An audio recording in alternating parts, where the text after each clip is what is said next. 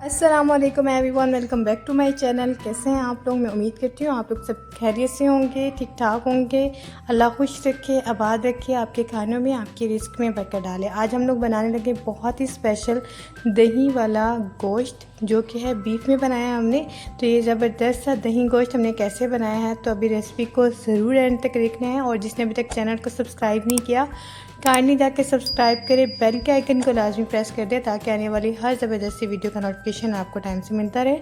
तो अभी स्टार्ट करते हैं ये बेहतरीन सा दही गोश्त हमने कैसे बनाया है। Let's start the video. तो बिस्मिल्लाहिर्रहमानिर्रहीम। सबसे पहले हम लोग जिस बर्तन में बना रहे हैं, अगर आप खुले बर्तन में बना रहे हैं तो आप खुला बर्तन ले सकते हैं। तो यहाँ पे मैं प्रेशर कुकर में बना रही हूँ। तो यहाँ पे कुकर में सबसे पहले ऐड कर देंगे कुकिंग ऑयल, और यहाँ पे मैंने 1 बड़ा कप जितना ऑयल ले लिया है और उसमें ऐड कर दिया बीफ का गोश्त, यानी कि बीफ ऐड कर दिया है। और साथ में मैंने नली भी ऐड की है, और थोड़ी सी यहाँ पे मैंने फ़ैट यानी कि चर्बी भी ऐड किया है। इससे जो टेस्ट है वो बहुत अच्छा आता है।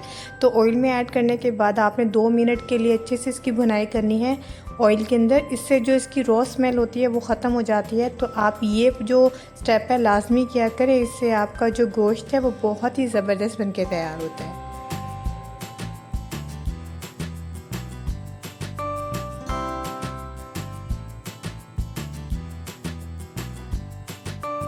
तो मुझे ऑयल थोड़ा सा कम लग रहा था, तो मैंने यहाँ पे 2 टेबलस्पून और डाल दिया है। दही गोश्त में थोड़ा सा जो ऑयल है वो ज़्यादा जाता है, तो आपने भी थोड़ा ज़्यादा ऐड करना है। बाद में आप चाहें तो इसको डिस्कार्ड कर सकते हैं। तो बस इसका कलर चेंज होने तक हम इसको पकाएंगे।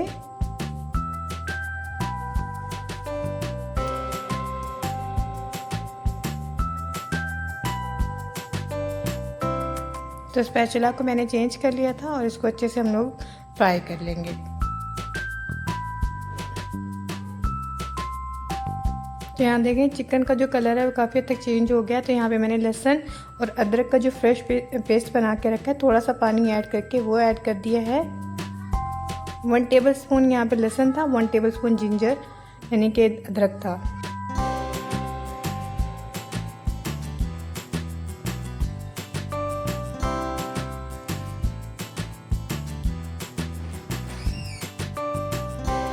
और लहसुन और अदरक के साथ हमने 1 मिनट तक इसको अच्छे से भूनना है।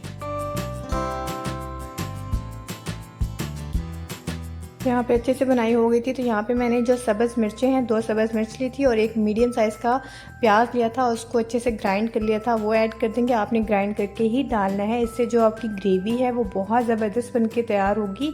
तो अब आपने प्याज और जो सब्ज़ मिर्चें हैं उसको भी बीफ के साथ अच्छे से भून लेना है ऑयल के अंदर। ये स्टार्टिंग का जो प्रोसीजर है, आप यकीन करें इसी से सारा जो फ्लेवर है वो डेवलप हो रहा है। तो कुछ लोग क्या करते हैं, सब कुछ इकट्ठा डाल के एंड में भुनाई करते हैं।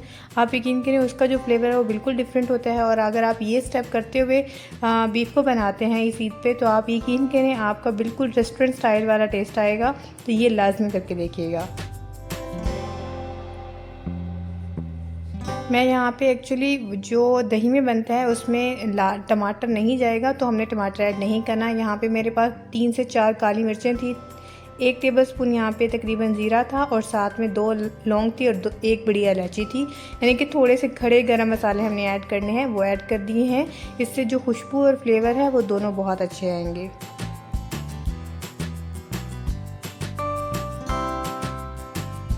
ये बिल्कुल वैसे बनेगा जैसे शादियों में कौरमा बना होता है, एग्जैक्टली वही फ्लेवर होगा। तो यहाँ पे ऐड कर देंगे हम लोग वाइट कढ़ाई मसाला। तो अगर आपके पास ये नहीं हो तो आपने क्या करना है कि काली मिर्ची ऐड कर देनी है, धनिया पाउडर ऐड कर देना है और साथ में ज़ीरा ऐड कर देना है। और यहाँ पे हम लोग थोड़ा सा धनिया पाउडर ऐड करेंगे एडिशनल फ्लेवर के लिए, क्योंकि क्वांटिटी ज़्यादा है, 1 kg के करीब मेरे पास बीफ है। थोड़ा सा गरम मसाला ऐड कर दिया है, और यहाँ पे थोड़ा सा ज़ीरा और ऐड कर दिया है, वहाँ पे थोड़ा सा कम था। और अच्छे से इसको मिक्स कर लेंगे। अगेन अगर आपके पास ना हो वाइट कढ़ाई मसाला, तो आप ये स्पाइसेस तीनों थोड़ी क्वांटिटी में ज़्यादा ऐड कर सकते हैं। और काली मिर्चों का पाउडर ऐड करना है आपने, धनिया पाउडर, काली मिर्च का पाउडर और साथ में ज़ीरा पाउडर, ये 3 चीज़ें ऐड करनी है अगर आपके पास कौरमा मसाला ना हो। अगर हो तो वेल एंड गुड है। तो थोड़ा सा मैंने हल्दी ऐड कर दिया है, इससे जो कलर है वो बहुत अच्छा आएगा। और साथ में according to taste salt add कर दिया है।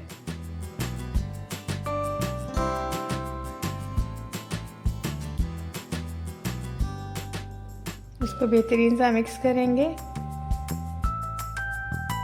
और 1 गिलास इसमें पानी ऐड करेंगे ताकि जो गोश्त है वो अच्छे से गल जाए। मैं प्रेशर कुकर में बना रही हूँ, अगर आप खुले बर्तन में बना रहे हैं तो 2 से 2.5 गिलास आप पानी ऐड करके इसको हल्के आंच पे पकाने के लिए रख दें तो वो आराम से गल जाएगा गोश्त। तो यहाँ पे मैंने सीटी लगा दी है और सीटी चलने के बाद 10 मिनट तक मैं इसको पकाऊंगी ताकि जो बीफ है वो बेहतरीन सा गल जाए। तो यहाँ देखें 10 मिनट हो गए थे सीटी के बाद, तो बहुत अच्छे से जो गोश्त है वो गल गया था और पानी भी काफ़ी हद तक ड्राई हो गया था। नली के ऊपर जो गोश्त है वो भी बहुत अच्छे से गल गया था। तो अभी हम लोग क्या करेंगे, इस गोश्त को ट्रांसफ़र कर लेंगे कढ़ाई में ताकि इसकी अच्छे से हम लोग भुनाई कर सकें। तो क्योंकि अभी हमने ना इसमें टमाटर ऐड किए हैं तो ऑब्वियस बात है कि हमने दही ऐड करनी है।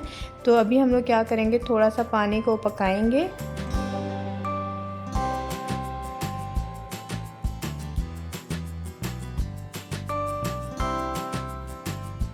और इसमें ऐड कर देंगे दही। तो यहाँ पे मेरे पास ऑलमोस्ट 1 कप जितना दही था वो सब मैं सारा का सारा ही ऐड कर दिया है। अच्छे से फेंट लिया था दही को, तो आपने भी फेंट के डालनी है, अदरवाइज जो दही है वो फट सकता है। तो एक साइड पे डालने के बाद ऐसे स्पैचुला चलाने से जो दही है वो 100% श्योर हो जाता है कि नहीं फटेगा। तो आपने अच्छे से इसमें मिक्स कर लेना है। तो यहाँ देखिए सारा जो मिक्सचर है वो लिक्विडी सा हो गया है। तो जो बीफ है वो ऑलरेडी हमारा गला हुआ है। तो बस अब हमने क्या करना है, थोड़ा सा आंच को तेज़ करके इसके जो पानी है इसको ड्राई कर लेना है। तो बस अभी हम लोग इसको कवर करेंगे और 10 मिनट के लिए इसको पकाएंगे ताकि जो पानी है वो अच्छे से ड्राई हो जाए। तो यहाँ देखें बीच बीच में जो चम्मच है वो चलाते रहेंगे ताकि जो गोश्त है वो नीचे ना लगे। तो यहाँ भी पानी है इसमें। तो फर्दर हम लोग 2 मिनट के लिए इसको और पका लेंगे ताकि 100% जो पानी है वो ड्राई हो जाए। तो कवर कर देंगे दोबारा से।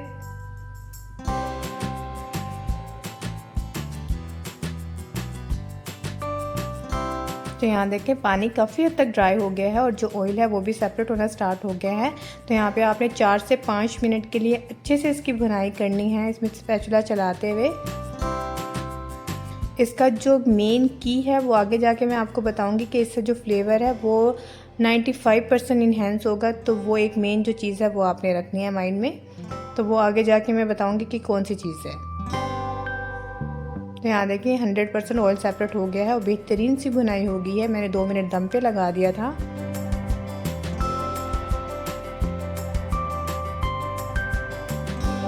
तो यहाँ पे हम लोग ले लेंगे कसूरी मेथी। जी हाँ, कसूरी मेथी से बहुत अच्छा फ्लेवर आता है जो आपका दही गोश्त होता है उसमें। तो ये आपने लाजमी ऐड करने हैं। आप यकीन करें इससे फ्लेवर बहुत बहुत अच्छा आता है। तो बेहतरीन सा हमारा जो गोश्त है वो रेडी हो गया है और इसकी लुक से ही अंदाज़ा हो रहा होगा ये खाने में बहुत ज़बरदस्त है, क्योंकि जो दही का फ्लेवर है वो थोड़ा सा खट्टा फ्लेवर देता है। साथ में हमने क्योंकि प्याज जो है वो फ्राइड करके डाली है, यानी कि हमने पीस के डाली है, ग्राइंड करके डाली है। उससे जो आपकी ग्रेवी है वो बेहतरीन से तैयार होती है और जो बीफ है वो भी बेहतरीन सा गला हुआ है और जो नली है इसके ऊपर जो गोश्त है वो भी गला हुआ है। तो अभी बस इसको डिश आउट कर लेंगे या आप रोटी के साथ, नान के साथ सर्व करें। आपका यकीन करें मेन कोर्स हो सकता है, आप लाजमी ट्राई कीजिएगा। तो बेहतरीन सा हमारा दही गोश्त तैयार है। आप यकीन करें खाने में इतना ज़बरदस्त था कि मैं आपको बता नहीं सकती। तो मेरे कहने पे एक बार ज़रूर इस चीज़ पे ट्राई कीजिएगा। मुझे पूरा यकीन है आप लोगों को बहुत पसंद आएगा। ये बिल्कुल डिफरेंट टेस्ट है। आप नॉर्मल जो कौरमा बनाते हैं उससे बिल्कुल अलग है। ये बिल्कुल देग स्टाइल का है। तो बस अभी डिश आउट करेंगे इसको नान के साथ, सुबह पराठे के साथ या तंदूर की रोटी के साथ सर्व करें। खाने में बहुत ज़बरदस्त लगता है। तो अभी बस हम इसको डिश आउट करेंगे और साथ में इसको थोड़ा सा गार्निशिंग कर देंगे। बारीक बारीक जो जुलियन कट हमारे पास अदरक को, साथ में सब्ज़ मिर्चें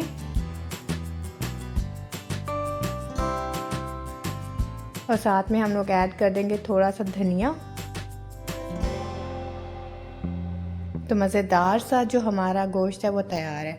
तो आई होप आप लोगों को मेरी आज की ये रेसिपी बहुत पसंद आई होगी। अगर पसंद आई हो तो प्लीज़ लाइक शेयर सब्सक्राइब ज़रूर कीजिएगा। बेल के आइकन को लाजमी प्रेस कर दीजिएगा ताकि आने वाले हर मज़ेदार सी वीडियो का नोटिफिकेशन आपको टाइम से मिल सके। तो मिलते हैं एक नई वीडियो में। अपना बहुत सारा ख्याल रखिएगा। अल्लाह हाफ़िज़। तो यहाँ पे मैं आपको चेक भी करा दूँ कि जो गोश्त है वो बेहतरीन सा गल चुका है।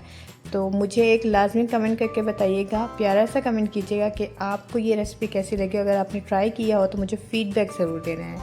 अल्लाह हाफ़िज़, बाय बाय।